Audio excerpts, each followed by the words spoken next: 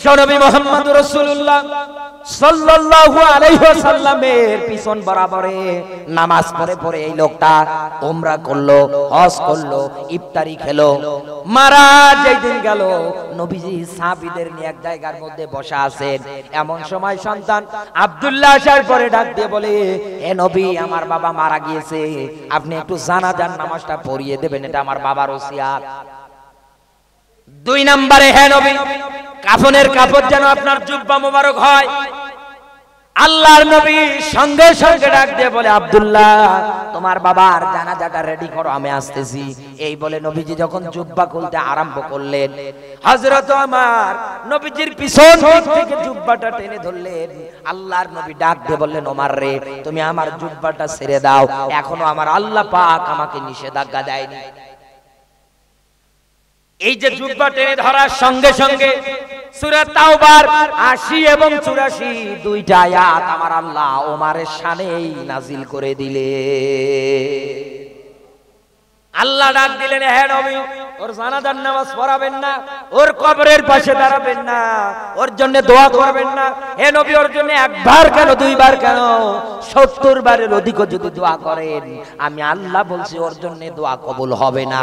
তাহলে আজ দুনিয়ায় যারা দ্বীনের পথে, ইসলামের পথে দাওয়াত দেওয়ার পরে যে মানুষগুলো দ্বীনের পথে, ইসলামের পথে ফিরে আসে না, উল্টো কোরআনের বিধানটাকে পরিত্যাজ্য মনে করে, উল্টো কোরআনের বিধানটাকে অস্বীকার করে, অমান্য করে। ও বন্ধু, এই মানুষগুলো যখন মারা যায়, আমাদের এই সমাজের মধ্যে আমরা তাকিয়ে দেখতে পাই এমন দোয়া ধরে মনে হয় জান্নাতের কন্ট্রাক্টরই নিয়েছে। কথা বলেন না কেন? কারণ দ্বীনের পথে, ইসলামের পথে ফিরে না আসে কোন মানুষ যদি মারা যায়, দ্বীনের কর্মীদের উপরে কোন মানুষ যদি জুলুম চালিয়ে মারা যায়, নির্যাতন চালিয়ে মারা যায়, আল্লাহ দৃষ্টান্ত রেখে দিয়েছে, আজও মানুষ ইতিহাস ভুলে যায়নি। আল্লাহর নবীর দিকে রাগ করে নবীজি নবুয়তের জিন্দেগি ঘোষণা করার পরে সাফা পাহাড়ের পাদদেশে ওঠার পরে নবীজি ঘোষণা যখন দিয়েছিলেন, আমি আল্লাহর রাসূল, এ আবু লাহাব পাথর মেরেছিল। ও ভারতবাসী, একটা বারের জন্য মনোযোগ দেন। আল্লাহর নবীর পাথর শরীরের মধ্যে লেগেছিল, কেউ বলেছে লেগেছিল, কেউ বলেছে লাগেনি। 2টা ব্যাখ্যা পাবেন। আল্লাহর নবীর দিকে ধরেন শুধু পাথরটাই মেরেছিল, মনে করেন যে লাগেনি।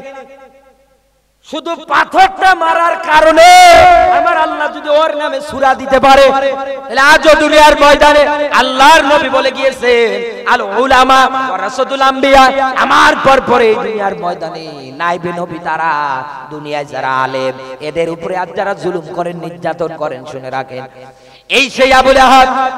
ইতিহাসের মধ্যে তার মরণটা এমন ভাবে হয়েছে, এই লোকটা এমন ভাবে তার শরীরের মধ্যে প্লেগ রোগ দেখা দিল, সোয়াইসের রোগ, যার কাছে যায় তারই হয়। কি করবে? সন্তান আদি তাকে বাড়ি থেকে বের করে জঙ্গলের মধ্যে ফালিয়ে আসলো। ওই জায়গার মধ্যে কুকুর, শেয়াল, হিংস্র যত প্রাণী আছে ছিঁড়ে ছিঁড়ে তার শরীর থেকে গোশতগুলো খেয়ে ফেলেছে। একটা বারের জন্য মনে রাখেন, একটা বারের জন্য মনে রাখেন, এই জায়গার মধ্যে যারা মসজিদের খতিব আছেন, মসজিদের যারা দায়িত্ব পালন করেন, মুসল্লি সোজা হবে না, নিজে সোজা করবেন। আপনাকে গালি দেয়, আপনার কাজকর্ম দেখলে সহ্য করতে পারে না, আপনি দ্বীনের পথে, ইসলামের পথে চলতে পারেন, আপনি দ্বীন বিজয়ের আন্দোলন করেন, এইটার জন্য যদি সহ্য করতে না পারে, ওকে চিহ্নিত করে খাতা কলমে নামটা লিখে রাখেন। ও বন্ধু, মনে রাখেন, জন্ম যেহেতু একবার হয়েছে, মরণের তারিখটাও কিন্তু আমার আল্লাহ নির্ধারণ করে দিয়েছে। আল্লাযী খলাকাল মাউতা ওয়াল হায়াতা। এখানে যারা আলেম বসে আছেন জিজ্ঞাসা করে দেখেন, আয়াতের শুরুতে হওয়ার কথা ছিল কি? আল্লাযী খলাকাল হায়াতা না দিয়ে মাউতা দিলেন কেন? তার মানে আমার আল্লাহ জানাতে চাই, এ বান্দা শোন, এই দুনিয়ার ময়দানে তোকে মরা লাগবে। ও ইমাম সাহেব, এই জায়গার মধ্যে যারা আছেন লিখে নেন, আমার এই কথাটা মুখস্থ করে নেন। আপনাকে গালি দেয়, আপনার সঙ্গে খারাপ আচরণ করে, আপনারে দেখতে পারে না, যেই দিন এই লোকটা মারা যাবে, কিসের দোয়া, কিসের কি, লাশ তো সামনে, পিছনে তো সবাই দাঁড়িয়ে যাবে, আপনি ইমামতি করবেন জানাজার নামাজের, কোনো দোয়া কালাম নেই, যত গালি দেওয়া দরকার সব দিয়ে দেবে। এবার যদি বলেন হুজুর এত বড় কথা, সেই বাংলাদেশ থেকে এসে আপনি এত বড় কথা বলে যান, টাকা পয়সা দিয়ে ইমাম রেখেছি আমরা, আপনার বাপের কি? বাপের কি মানে? এবার আসেন, আব্দুল্লাহ ইবনে উবাই যখন মারা গেল, আল্লাহর নবীকে যদি আল্লাহ আয়াত দিয়ে বলতে পারে হে নবী যাবেন না, ওই নবীর ওয়ারিস তো আমরা, এই কথা বলেন না কেন? তা আমাদের প্রতি নিষেধ আছে। মানবতার খাতিরে সমাজকে দেখানোর জন্য হয়তো দেওয়া লাগে, কিন্তু আপনার জন্য আমি দোয়া কালাম করে করব কি? আপনি তো ঈমান নিয়েই মারা যেতে পারেননি। আপনার কবরে যে ফেরেশতারা বাটাম ফাটানোর জন্য বসে আছে, এটা তো আপনি একবারও চিন্তা করেন না। কি করব বলেন? আমি আপনার জন্য দোয়া কালাম করে কি করব? আব্দুল্লাহ ইবনে উবাইকে তাহলে মাফ করা লাগবে, তাহলে আপনার মাফ হবে, এই কথা বলেন না কেন? আবু লাহাবকে তাহলে মাফ করা লাগবে, তাহলে আপনার মাফ হবে। আবু জাহেলকে তাহলে মাফ করা লাগবে, তাহলে আপনার মাফ হবে, কারণ ওরা যা করেছে আপনিও তাই করে। সূরা ফুরকানে 30 নম্বর আয়াত একটু খেয়াল করেন। কিয়ামতের ময়দানে কর্তৃত্ব, নেতৃত্ব, নেতাগিরি, পাওয়ারগিরি সব কার? বলেন না কেন? সব কার? কার? সূরা ইনফিতরের একটা আয়াত, শেষের আয়াত, শুধু एग्जांपल দেওয়ার জন্য বলছি। আল্লাহ পাক বলেন ইয়াউমা লা তামলিকু নাফসুল লিনাফসিন শাইআ ওয়াল আমরু ইয়াউমা ইযিল লিল্লাহ। কিয়ামতের ময়দানে কর্তৃত্ব, নেতৃত্ব যা আছে সব কার? আল্লাহ পাক বলেন আমি যাকে সুপারিশ করার অনুমতি দেব শুধু তার, এবার দিয়ে আর কারো কোনো পাওয়ারগিরি, নেতাগিরি কিচ্ছু চলবে না। তো ওই ময়দানে কারো যদি পাওয়ারগিরি, নেতাগিরি কোনো কিছু না চলে, সূরা ফুরকানে 30 নম্বর আয়াত নোট করেন। এই দুনিয়ার ময়দানে যারা কোরআনটাকে পরিত্যাজ্য মনে করে, ভালো করে এই যে কোরআনে কারীম বিসমিল্লাহর বা থেকে নিয়ে সূরা নাসের সিন পর্যন্ত আপনাকে মানা লাগবে, ফরজ বিধান। কোরআনের বিধান মানা ফরজ, নফল না, সুন্নাত না। কোরআনের বিধান মানা কি? ফরজ। এই কোরআনের বিধান আপনি বিসমিল্লাহর বা থেকে শুরু করে সূরা নাসের সিন পর্যন্ত মানা আপনার উপরে ফরজ ছিল, আপনি মানলেন না, ডিনাই করলেন, অহংকার করলেন, পরিত্যাজ্য মনে করলেন, অযথা হিসাবে মনে করলেন। অকালা রাসূল ইয়া রাব্বি, কান খাড়া করেন। কিয়ামতের ময়দানে নবীজি এবার নিজে মামলা দেবেন। আচ্ছা বলেন, কিয়ামতের ময়দানে আল্লাহ পাক বলেন আমি যাকে সুপারিশ করার অনুমতি দেব শুধু তার, তাহলে নবীজিকে আল্লাহ অবশ্যই অনুমতি দেবে? এক কথা বলেন না কেন? অনুমতি দেবে না? দেবে না? দেবে না? নবীজি আমরা এমন নবী পেয়েছি। আর রাহিকুল মাকতুমের বর্ণনায় পড়েছি আমি, আল্লাহর নবী 3 দিন ধরে কোনো খোঁজ নেই। সাহাবীরা কান্না করতে করতে মাটিতে লুটে পড়ে যায়। হযরত ওমর তরবারি নিয়ে বের হয়ে বলছে, কে বলছে নবীজি দুনিয়ায় নেই? কে বলছে নবীজি নেই? যে আমার সামনে এসে বলবো ওকে এক কোপে ওর ঘাট থেকে কল্লা নামিয়ে ফেলবো। চতুর্দিকে খুঁজতেছে আল্লাহর নবীজি নেই। আল্লাহর নবী আমার পাহাড়গুলোর পাদদেশে যাওয়ার পরে বিশ্ব নবী মুহাম্মদুর রাসূলুল্লাহ সাল্লাল্লাহু আলাইহি ওয়াসাল্লাম সিজদায় পড়ে যাচ্ছেন, হাউমাউ হাউমাউ করে কাঁদছে আর দোয়া করছে উম্মতের জন্য। রাখালেরা তাদের পশু পাখিগুলোকে মরুভূমির মধ্যে ঘাস খাওয়ানোর জন্য, চড়ানোর জন্য নিয়ে এসেছিল। আসার পরে আর বাড়ি ফিরতে পারে না। রাখালের ওই পশুগুলো নবীজির দিকে তাকায় আর হাউমাউ হাউমাউ করে চোখ থেকে অশ্রু ঝরায়। রাখালগুলো যেহেতু ছিল বেঈমান ছিল, তারা ইমানদার ছিল না। যেহেতু তারা ওই সময়ের মধ্যে ঈমান আনেনি, তারা ছিল বেঈমান, তারা ছিল কাফের, তারা ছিল মুশরিক। এই জন্য তারা ওই জায়গার মধ্যে এত জোরে জোরে এই ছাগলগুলোকে, বকরিগুলোকে এত জোরে জোরে পেটায়, এক চুল পরিমাণের সামনেও এগিয়ে নিজে নিয়ে যেতে পারে না। শুধু আল্লাহর নবী সিজদায় পড়ে আছে, দেখে আর কান্না করে। ওরা তো নবী চেনে না। বিশ্ব নবী মুহাম্মদুর রাসূলুল্লাহ সাল্লাল্লাহু আলাইহি ওয়াসাল্লাম সিজদায় পড়ে আছেন। হযরত আবু বকর মরুভূমির পথ দিয়ে খুঁজতে খুঁজতে খুঁজতে খুঁজতে এসে তাকিয়ে দেখছেন একদল রাখাল বকরিগুলো নিয়ে মহা যন্ত্রণায় এত জোরে রশি টানছে, একটা বকরিও একটা পা কদম নড়াচ্ছে না।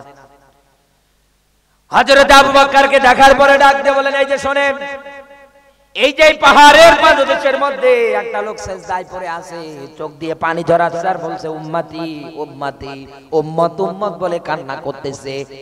এই লোকটা 3 দিন হয়ে গেল আমরা ওই জায়গায় পড়ে আছি, একটা বাড়ির জন্য বকরিগুলোকে আমরা বাড়ি নিয়ে যেতে পারি না। তুমি যদি তাকে চেনো তার কাছে চলে যাও, যাওয়ার পর পরে বকরিগুলোকে আমরাও বাড়ি নিয়ে যেতে পারবো। তুমিও যদি তাকে চেনো তাহলে বাড়ি নিয়ে যাও, তুমিও বাঁচবে আমিও বাঁচি। হযরত আবু বকর এক বাক্যে বুঝতে পারলেন এটা আমার নবী ছাড়া আর কেউ হবে না। হযরত আবু বকর নবীজির কাছে গেলেন, ডাক দিয়ে বললেন, হে নবী আপনি সিজদা থেকে মাথা উঠান, আপনার উম্মতের জন্য আর কান্না করা লাগবে না।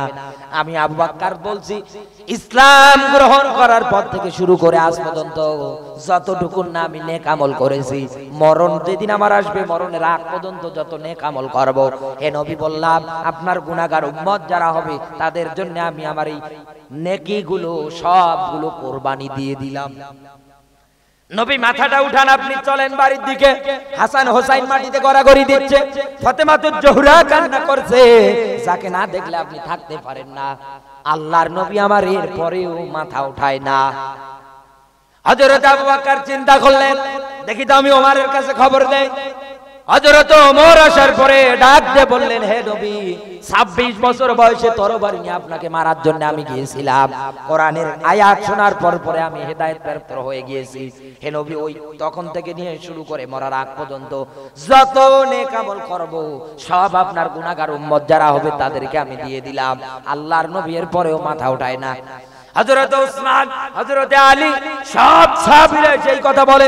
ফাতেমাতুজ জোহরা আসার পরে ডাক দিয়ে বললেন, বাবা আমার জীবনের নেকিগুলো আমি দিয়ে দিলাম, আপনি মাথাটা উঠান তো। তারপরেও নবীজি মাথা উঠায় না। হযরত হাসান হোসাইনের ব্যাপারে এবার ফাতেমাতুজ জোহরা ডাক দিয়ে বলে, বাবা গো আমাকে আল্লাহ যে দুইটা সন্তান দিয়েছে, এই দুইটা সন্তানকে আপনার গুনাহগার উম্মতের জন্য, নাজাতের জন্য, জাহান্নাম থেকে বাঁচিয়ে জান্নাতে নিয়ে যাওয়ার জন্য আমি বলছি, হে বাবা আমার এই দুইটা সন্তানকে আল্লাহর রাস্তায় আমি কুরবানি দিয়ে দিলাম। নবীজি আমার এইবার সিজদা থেকে মাথাটা উঠালে, হাউমাউ করে কাছে আর ডাক দিয়ে বলে, ফাতেমা তুমি কেন এই দোয়া করতে গেলে? একদিন দেখবে আমার এই উম্মতগুলো এই দুই ভাইকে দুনিয়ার থেকে বিদায় করে দেবে। ইতিহাস পড়ে দেখেন মুসলমান, এই দুনিয়ার থেকে তাদের দুই ভাইকে বিষ পান করে আর এই দুনিয়ার ময়দান থেকে মাথাটা আলাদা করে, বডি থেকে মাথাটা আলাদা করে দুনিয়ার থেকে তাদেরকে বিদায় করে দিয়েছে। নানা উম্মতের জন্য তারা কুরবানি হয়ে গেল নাজাতের জন্য। এই নবী আপনাকে নিয়ে টেনশন করে আবার কোরআনের আয়াত দিয়ে বলেন, ওয়াকালাল্লাযিনা কাফারু ইলাল আখির আয়াত। সূরা ফুরকানের 30 নম্বর আয়াতে আমার আল্লাহ ডাক দিচ্ছেন, ওয়াকালার রাসূল, ওই দিন নবীজি বলবেন, আল্লাহ আমার উম্মতের মধ্যে যারা কোরআনটাকে পরিত্যাজ্য মনে করেছিল, কোরআনটাকে যারা অহিতুক মনে করেছিল, কোরআনটাকে দুনিয়ায় যারা মানেনি, আল্লাহকে ওই দিন ডাক দিয়ে বলবে, আল্লাহ এদেরকে আমি নিজে মামলা দিলাম। তাফসীর বেদাতটা যারা তাফসীর লিখেছেন তারা ব্যাখ্যা দিয়েছে 4 প্রকার মানুষের। এক নম্বরে কিয়ামতের ময়দানে নবীজির মামলার আসামিতে তো তারা এই দুনিয়ায় যারা আল্লাহর নাজিলকৃত বিধান, নাজিলকৃত কিতাব পাওয়ার পরে ওই দুনিয়ায় যারা সমাজ চালায় না, এই দুনিয়ায় যারা রাজনীতি করে না, এই দুনিয়ায় যারা অর্থনীতি করে না, জন্ম থেকে শুরু করে মরার আগ পর্যন্ত প্রত্যেকটা সেক্টরে যারা কোরআনের বিধানগুলো মানে না, আমার আল্লাহর নবী বলেন তাদের বিরুদ্ধে আমি প্রথম নাম্বার মামলা দায়ের করব। তারা যদি ন্যায়পরায়ণ শাসক না হতে পারে, এই শাসকেরাও যদি কোরআনে কারীমটাকে পরিত্যাজ্য মনে করে, অহিতুক মনে করে, কিয়ামতের ময়দানে আমি আল্লাহর নবী ওদের বিরুদ্ধে মামলা দেব। নবী কি মামলা দিচ্ছেন যেই নবী কাছে আপনার জন্য। 2 নম্বরে মামলা দেবে মা বাবা যারা বসে আছেন এই জায়গার মধ্যে, মা বাবা যারা বসে আছেন একটু অ্যাক্টিভ হন। আল্লাহর নবী বলেন সন্তান জন্মগ্রহণ করার পর পরে তাকে দ্বীনের ইলম শিক্ষা দাও, তার সুন্দর একটা নাম রেখে দাও, তার আকিকা করো। মেয়ে যদি হয় বয়স যত হবে তাকে পর্দার জ্ঞান শিক্ষা দাও। এতে করে করে করে আস্তে আস্তে যখন বড় হয়ে যাবে, বিয়ে দেওয়ার যখন উপযুক্ত হয়ে যাবে, যোগ্য একটা ছেলে দেখে এই মেয়েটাকে হাতে উঠিয়ে দাও। আল্লাহর নবীর এই হাদিস মানা তো দূরে থাক, উল্টো নিজেরা হাদিস বানিয়েছে কি, যার টাকা আছে তার হাতে মেয়ে দেয়। এই কথা বলে মাথায় টাক, একটা চুলো নেই, ওই যে টাকা আছে মামু আছে মেয়ে তুলে দেয়। 3 মাস 6 মাস সংসার করার পরে আর সংসার টিকছে না। কেন? শেষ পর্যন্ত মেয়েটা বাধ্য হয় রেল লাইনে গিয়ে জীবন দেওয়ার জন্য। ও বন্ধু, কোরআনের আয়াত যখন যেই জায়গায় আপনি মানবেন না, ওই জায়গায় আমার আল্লাহ ভয়ঙ্কর শাস্তির ব্যাপারে আল্লাহ নিজে ব্যাখ্যা দিচ্ছেন।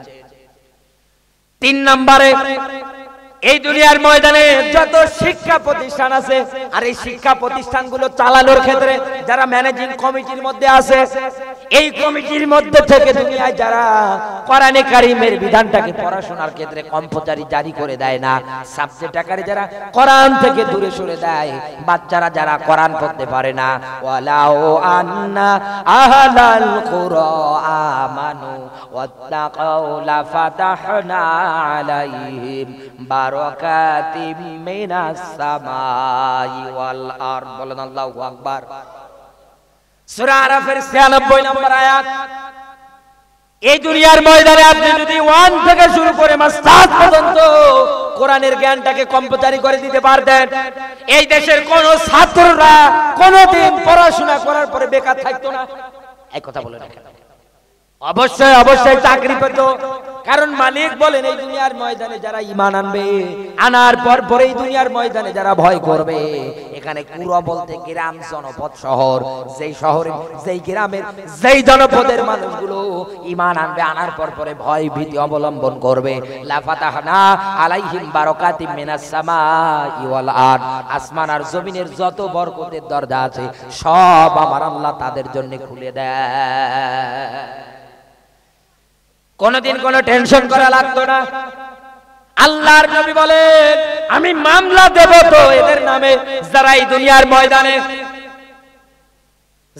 দুনিয়ার ময়দানে শিক্ষা প্রতিষ্ঠানগুলোর ক্ষেত্রে এই কোরআনের জ্ঞানটাকে যারা চালু করে দেয় না।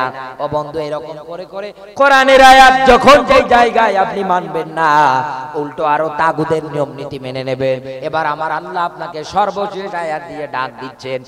আল্লাহ পাক বলেন, উলাইকা সাহাবুন নার হুম ফিহা খালিদুন।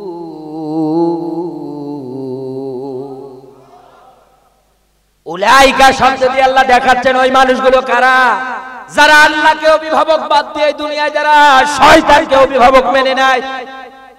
আল্লাহ পাক বলেন ওদের বাসস্থান, সাহাবু মানে থাকার জায়গা, বাসস্থান, নার মানে জাহান্নাম, হুম ফিহা খালিদুন, ওই জায়গার মধ্যে ওরা চিরকাল অবস্থান করবে, চিরকাল থাকবে। ও বন্ধু, একটা বারের জন্য চিন্তা করে দেখেন, জাহান্নাম যদি আপনার ঠিকানা হয়ে যায়, আল্লাহর কোরআন বলে লা ইয়ামুতু ফিহা ওয়ালা ইয়াহইয়া, মরবেও না বাঁচবেও না, মরা বাঁচার মধ্যবর্তী স্থানে আমার আল্লাহ রেখে দেবে। এই জন্য কোরআনের আয়াত দিয়ে আমি আপনাকে ডাকলাম, চিন্তা ভাবনা করে দেখেন এবার আপনি দ্বীনের পথে ফিরে আসবেন কিনা, আল্লাহর আয়াত মেনে আপনি জীবন চালাবেন কিনা, আল্লাহর পথে, দ্বীনের পথে, ইসলামের পথে আপনি ফিরে আসবেন কিনা। এই দুনিয়ার ময়দানে আপনি যদি না আসেন, আল্লাহর ব্যাখ্যা হচ্ছে আপনাকে জাহান্নামে যাওয়াই লাগবে। এই জন্য আল্লাহ চুক্তিবদ্ধ ব্যবসার কথা বলেছেন, এ বান্দা জাহান্নাম থেকে যদি বাঁচতে চাও আমার পথে ফিরে আসো। আমরা জাহান্নাম থেকে বাঁচতে চাই না, চাই না, চাই না, এমন মনে মারা যাচ্ছে, চাই না, চাই না। ভাই, লোক সংখ্যা না থাকলে কি হবে, কম হলে কি হবে, ঈমান যদি থাকে, এই ঈমানেই খাঁটি। এক কথা বলেন না কেন? জান্নাতে সবাই যাবে, সবাই যাবে। 73টা কাতার হবে, 72টা কাতারই জাহান্নামে। এক কথা বলেন না কেন? আরে একটা কাতার জান্নাত। বাছাই ছাঁটাই করে আল্লাহ হাজার মানুষের ভিতর থেকে বসিয়ে রেখেছে, একটু তো জবান খুলবে, একটু তো আওয়াজ দেবে। আমরা জাহান্নাম থেকে বাঁচতে চাই না, চাই না, চাই না। তাহলে আজকের পর থেকে এই ময়দান থেকে আমরা রাতের বেলা শপথ করে যাচ্ছি, মহিলারা যারা আছেন ওখান থেকে শপথ করে, দুনিয়ায় যত দিন বাঁচবো, জীবন যদি চলে যায়, আল্লাহর আয়াতের সঙ্গে আমরা চুক্তিবদ্ধ হয়ে গেলাম, আল্লাহ যেন আমাদের জীবন জিন্দেগিটা কবুল করে নেয় দ্বীনের জন্য, ইসলামের জন্য। বলেন না আমি? আরো জোরে বলেন আমি। আমি আল্লাহর আয়াতের ব্যবসার কথা বলছিলাম। ব্যবসা করতে গেলে দুইটা জিনিস লাগবে, যে ব্যবসাটা করলে আপনি জাহান্নাম থেকে বাঁচবেন, এই ব্যবসা করতে গেলে দুইটা জিনিস লাগবে। এক নম্বরে আপনাকে দেওয়া লাগবে সম্পদ। এক নম্বরে কি দেওয়া লাগবে? সম্পদ। আমাদের অবস্থা দাঁড়িয়েছে এরকম, আমি আর সর্বোচ্চ 20 মিনিট আলোচনা করব, কেউ অধৈর্য হবে না। আমাদের অবস্থা দাঁড়িয়েছে এরকম, সম্পদ দেওয়ার কথা বললে আমরা অনেকে রাগ করি, মন খারাপ করি। হ্যাঁ হুজুর আমার সম্পদের প্রতি লোভ দেয়। আমি আপনার শত্রু না, আমি আপনার বন্ধু, একটু খেয়াল করেন। একটা লোক মরুভূমিতে যাত্রা করে, সাইটে একটা কুকুর মারা যায়, হাউমাউ করে কাঁদছে, আমার কুকুর মারা যায়। আর একটা লোক ওই রাস্তা দিয়ে হেঁটে আসার সময় ডাক দিয়ে বলে, আল্লাহর বান্দা কুকুর মারা যায় কেন? বলে খাবার পাচ্ছে না তাই। বলে একটু খাবার পানিও কি নেই? বলে না। বলে তোমার এই ঘাড়ে যে ব্যাগ, এই ব্যাগের মধ্যে কি? বলে এখানে খাবার আছে, পানি আছে। বলছে বেটা, ঘাড়ে ব্যাগ ঝুলিয়ে খাবার পানি রেখে কুকুর মারা যায়, আর তুমি এই জায়গায় কুকুরের গলা ধরে কাঁদো? তোমার মতো পাগল তো দুনিয়ায় নেই। বলতে দেখেন আপনার ফতোয়া আমি মানি, আমার কুকুর মারা যায় তাই কি? আপনার ফতোয়া শুনে আমার কোনো লাভ না, তার মানে ও খাবার দেবে না। মিম্মা রাযাকনাহুম ইনফিকুন, সম্পত্তি টাকা পয়সা ব্যয় করবে না, খরচ করবে না। আল্লাহ পাক বলেন আমার সঙ্গে ব্যবসা করতে গেলে তোকে ব্যয় করা লাগবে। 2 নম্বরে আমার পথে তোর জীবনটা বিলিয়ে দেওয়া লাগবে। আল্লাহ যেন তৌফিক দান করে। জোরে বলুন আমিন, আরো জোরে বলেন আমিন। নবীজির প্রতি দরুদ, মানবতার মুক্তির মডেল, মানবতার মহান আদর্শ, মানবতার শিক্ষক নবী কুর শিরোমণি মুহাম্মদুর রাসূলুল্লাহ সাল্লাল্লাহু আলাইহি ওয়াসাল্লাম। আমরা কোরআনে কারীমের যে আয়াতটা পড়েছি, দেখি আয়াতের মধ্যে কি আছে। স্বল্প সময় 5-10 মিনিটের মধ্যে ইনশাআল্লাহ আমি মোনাজাতের দিকে যাব। থাকবেন তো আপনারা? থাকবেন। আসলে রাত গভীর হলে মানুষের ঘুম চলে আসে, এমনি কাজের শরীর, ঘুম চলে আসে, মানুষকে আর আটকানো ওইভাবে সম্ভব হয় না, লোকজন থাকতেও চায় না, এজন্য আগাম ওঠা লাগে। যে কথা বলবে সেও বলে মজা পায়, যারা শুনবে ওরাও বলে মজা পায়। এখন টাইমটা হচ্ছে ঘুমের সময়। দেখি আয়াতের মধ্যে কি আছে। সবাই মিলে পড়ে না, আউযু বিল্লাহি মিনাশ শাইতানির রাজিম, বিসমিল্লাহির রহমানির রহিম।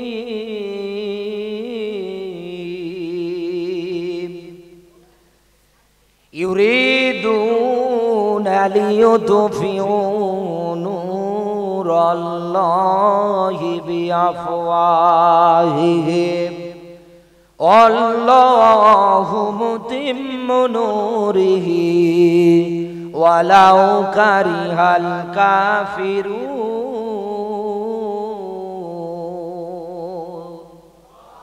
আগামীকালকে কেউ যদি আলোচনার সাবজেক্ট জিজ্ঞাসা করে, বলবেন যে আল্লাহ মুমিনদেরকে সুসংবাদ দিচ্ছে। কি? দিন বিজয়ের সুসংবাদ। আলোচনার সাবজেক্ট দিন বিজয়ের সুসংবাদ। মনে থাকবে তো? মনে থাকবে? দেখে আয়াতে কি আছে। সূরা সফ 61 নাম্বার সূরা, 28 নাম্বার পারা, 1ম নাম্বার রুকুর, 8 নাম্বার আয়াত। আল্লাহ তাআলা বলেন, ইউরিদুনা লিইউতফিউ নূরাল্লাহি বিআফওয়াহিহিম। এই দুনিয়ার ময়দানে কাফের বেঈমান যারা আছে, ওরা চাইবে মুখের ফু দিয়ে ইসলামের আলো, কোরআনের আলো নিভিয়ে দিতে। একটু ভালো করে এদিকে তাকান। এই দুনিয়ার ময়দানে কাফেরেরা চাইবে মুখের ফু দিয়ে ইসলামের আলো, কোরআনের আলোটাকে নিভিয়ে দিতে। এটা কারা চাইবে? কাফেরেরা। কাফেরেরা কি মানুষ না? বলেন না কেন? একটু মনোযোগ দেন না, দোয়া করে দেই। দোয়া করব। এই আপনাদের মনোযোগে নেই, এই আয়াতটা তো বুঝবে। আল্লাহ তাআলা বলেন এই দুনিয়ায় কাফেররা চাইবে মুখের ফু দিয়ে ইসলামের আলো, কোরআনের আলোটাকে নিভিয়ে দিতে। এখন প্রশ্ন, কাফের বেঈমান দুনিয়া যারা হয়, ওরা কি মানুষ না? বলেন না কেন? মানুষ। কোরআনে কারীম জানিয়েছে, খুলিকাল ইনসানা দাঈফা, মানুষকে আল্লাহ বানিয়েছে একেবারে দুর্বল করে। ভালো করে বুঝুন আমার কথাগুলো। আল্লাহ তাআলা বলেন কাফেররা চাইবে, তার মানে ওরা মানুষ। এই মানুষেরা চাইবে, মানুষের মধ্যে যারা কাফের হবে, ওরা চাইবে মুখের ফু দিয়ে ইসলামের আলো, কোরআনের আলোটাকে, নূরটাকে বন্ধ করে দিতে। অন্য আয়াতে আল্লাহ ডাক দিয়ে বলেন, এই দুনিয়ার ময়দানে কাফের বেঈমান যারা আছে, ওরা তো চাইবেই, কিন্তু এই কাফের বেঈমান যারা হয়, ওরা তো মানুষ হয়। আর এই মানুষগুলোকে আমি আল্লাহ বানিয়েছি একেবারে দুর্বল করে। এই দুনিয়ার ময়দানে আল্লাহর যত সৃষ্টি আছে, এই সৃষ্টিগুলোর মধ্যে যারা মানুষ, আমার আল্লাহ তাদেরকে একেবারে দুর্বল করে বানিয়েছে। এখন নিজের বিবেকটাকে প্রশ্ন করেন, মানুষ যদি দুর্বল হয়, মানুষ যে ক্ষমতা, মানুষ যে চক্রান্ত, মানুষের কৌশল, মানুষ যেটাই করুক না কেন, সবগুলো দুর্বল। এগুলো কিন্তু সবল না, একটাও কিন্তু সবল হওয়ার মতো না। কারণ কোরআন বলে মানুষকে আল্লাহ দুর্বল করে বানিয়েছে। ব্যাখ্যা যদি চান, উদাহরণ যদি চান, তাকান।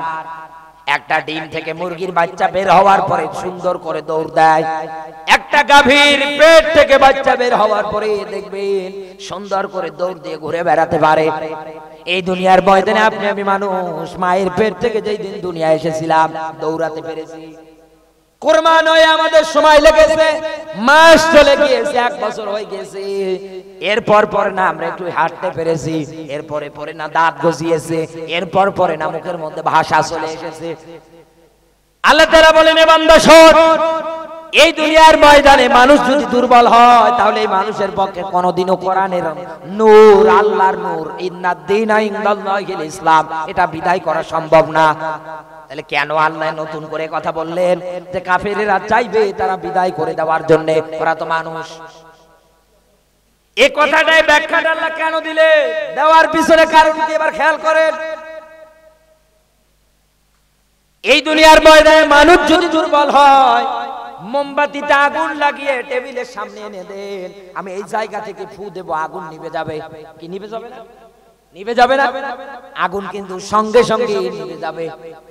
এরপর পরে পাটখড়িতে আগুন লাগিয়ে দেন, দেওয়ার পরে হাতের থেকে একটু দূরে নেন, নেওয়ার পরে ফু দেন, দেখবেন আস্তে আস্তে করে আগুনগুলো নিভে যাবে। নেমপো বা কুপি, এইটাতে আগুন জ্বালানোর পরে আপনি ফু দেন, দেখবেন আস্তে আস্তে করে এই ফু যখন লাগবে, আপনার মুখের বাতাস যখন লাগবে, আগুনটা নিভে যাবে, একদম শেষ হয়ে যাবে। মানুষের পক্ষে আমরা জানতে পারলাম, বিজ্ঞান গবেষণা করে দিয়েছে, একটা মানুষের পক্ষে কোনোদিনও এই লাইটটা মুখের ফু দিয়ে বন্ধ করা সম্ভব না। বন্ধ করতে পারে মোমবাতির আগুন, নেমপো বা বাতির আগুন, এরপরে পাটখড়ির আগুন, ধারাবাহিকতায় এরকম আগুনের ব্যাখ্যা আছে। কিন্তু আল্লাহর কাছে গ্রহণযোগ্য মনোনীত একটা মাত্র জীবন ব্যবস্থা, তার নাম ইসলাম। এই ইসলামের নিয়ম নীতি দুনিয়ার থেকে কেউ কোনোদিন বিদায় করতে পারবে না। তারপরেও আমার আল্লাহ কেন এই ব্যাখ্যাটা দিলেন, আমি একটা মাত্র পয়েন্ট আপনাকে জানাতে চাই। এই দুনিয়ার ময়দানে মানুষ যে মুখ দিয়ে আল্লাহ পাক মানুষের মুখের আকৃতিটা কত সুন্দর করে তৈরি করেছে। লাকাদ খলাকনাল ইনসানা ফি আহসানি তাকওয়িম, আল্লাহ পাক বলেন আমি মানুষকে বানিয়েছি একেবারে সুন্দর করে। এই মানুষের এই মুখের মধ্যে আমি আল্লাহ জিহ্বা দিয়েছি, ওয়ালিসানা ওয়া শাফাতাইন। এই যে জিহ্বা, তাকিয়ে দেখো, এই যে জিহ্বা, ফু যদি দিতে যাও সুন্দর করে আগে মুখটা ফুলিয়ে নিতে হবে, এরপরে তো ফু দেওয়া লাগবে। ফু দিতে গেলে জিহ্বা লাগবে, ঠোঁট লাগবে, মস্তিষ্ক থেকে শুরু করে হাড়গুলো থেকে শুরু করে মুখের ব্যবহার এই জায়গায় হবে, গলার কণ্ঠনালীর ব্যবহার এই জায়গায় হবে, এরপরে না ফু দিতে পারবা। কিন্তু আমার আল্লাহ এই জায়গায় ফু দেওয়া বোঝায়নি, আমার আল্লাহ বুঝিয়েছে এই দুনিয়ার ময়দানে হাজারো মানুষ আছে, তারা এই দুনিয়ার ময়দানে করবে কি, এই মুখ পাওয়ার পরে কথা শিখেছে।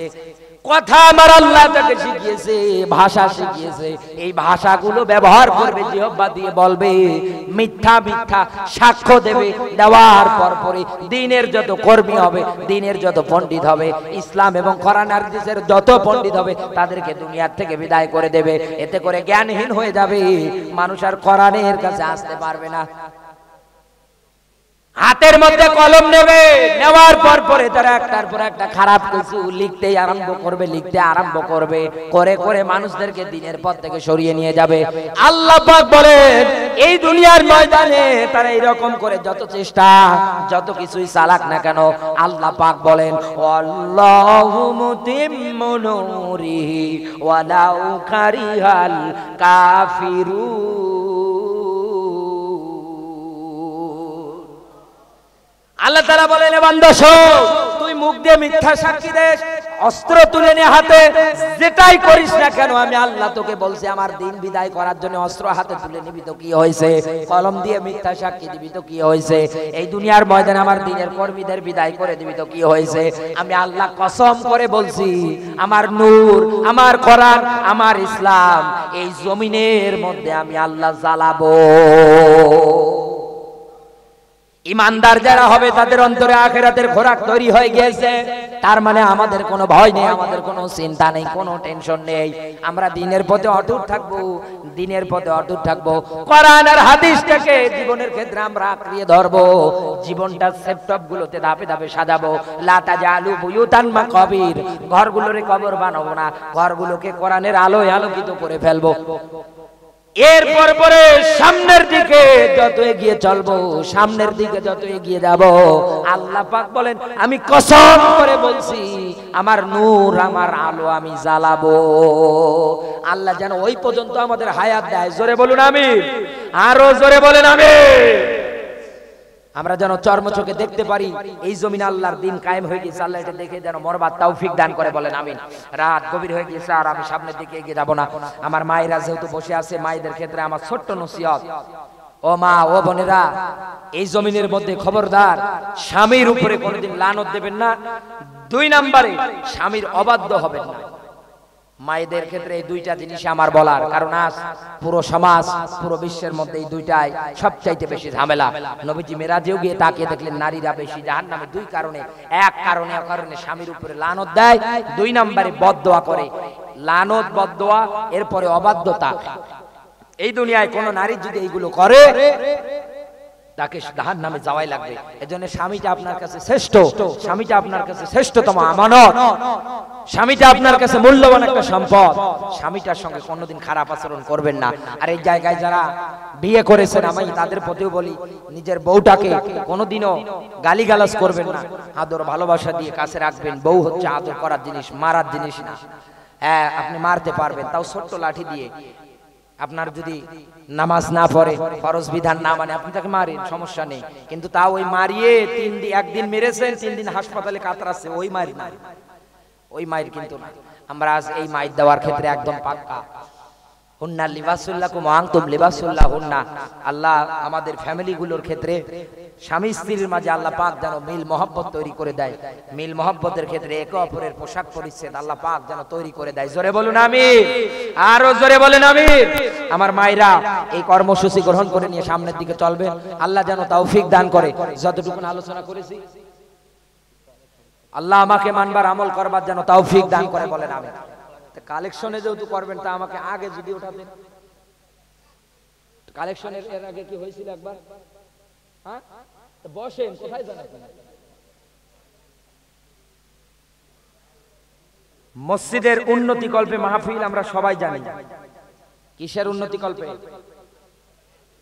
আপনারা চলে যাচ্ছেন কেন? আমি মুসাফির মানুষ না, মেহমান না? বাড়িতে মেহমান আসলে খুশি হয় কে? আরো জোরে বলেন, খুশি হয় কে? আল্লাহ তাআলা খুশি হয়। মসজিদের উন্নতি কল্পে যেহেতু মাহফিলের আয়োজন, আমি আপনাদের মাঝে হাত বাড়াচ্ছি। যেহেতু এর আগে একবার কালেকশন হয়ে গিয়েছে, তারপরেও একজন বলেছে, কথা রাখছি আমি, মেহেরবানি করে আপনারা অনেকে নিয়ত করে থাকেন আমি দেব।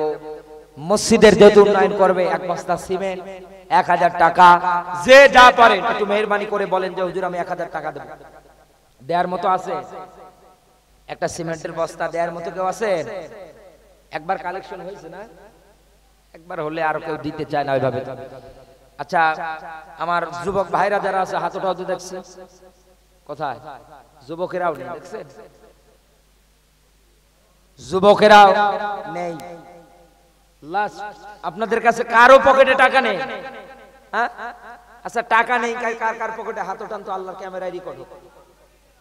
জি, কি নাম ওনার? লিল্লাহে তাকবীর, লিল্লাহে তাকবীর। মনোয়ার হোসেন মোল্লা 1000 টাকা দিয়েছে, আল্লাহ ওনার দান কবুল করুক। জোরে বলুন আমিন, আরো জোরে বলেন আমিন। আর কে আছেন একটু মেহেরবানি করে বলেন। অনেকের মা কবরে, অনেকের বাবা কবরে। নবীজি বলেন 3 প্রকার মানুষের দোয়া কবুল হয়। দেখেন আমার বাড়ি সেই কোথায়, আর আমি এসেছি কোথায়? আমি মুসাফির, মুসাফিরের হালতে আছি, দোয়া করব, আল্লাহ তাআলা দোয়া কবুল করে নেবে। এরপরে আরেক ভাই 500 টাকা দিয়েছে মসজিদের জন্য। মসজিদের জন্য যারা দান করেন এটা সাদগায়ে জারিয়া। আপনি দুনিয়ায় থাকবেন না, মসজিদ থাকবে, কবরে যাবেন, সওয়াব দেবে আমার আল্লাহ পাক আপনার আমলনামায়। আর সম্পদ আদি টাকা পয়সা অর্জন ব্যাপারে, এরপরে ব্যয়ের ব্যাপারে আল্লাহ তাআলা জিজ্ঞাসা করবে। এজন্য একটু সতর্কতা অবলম্বন করেন, মেহেরবানি করেন। শেষ সময় আমি আপনাদের কাছে একটু সাহায্য চাচ্ছি। শেষ সময় মসজিদের জন্য একটু মেহেরবানি করে তাড়াতাড়ি করে বলেন। রাত 2টা বেজে গিয়েছে, আমরা মোনাজাতের দিকে ধাবিত হব। কি নাম বাবাজি আপনার? লিল্লাহে তাকবীর। আর একজন 500 টাকা দিয়েছে, আল্লাহ দান কবুল করুক, বলেন আমিন। আরো জোরে বলেন আমিন। যে যা পারেন, যে যা পারেন দ্বীনের জন্য, ইসলামের জন্য দিয়ে দেন, আল্লাহ দান কবুল করুক। আর একজন 500 টাকা দিয়েছে, একটু মেহেরবানি করে মসজিদের দিকে একটু এগিয়ে আসেন, একটু নেক নজর দেন।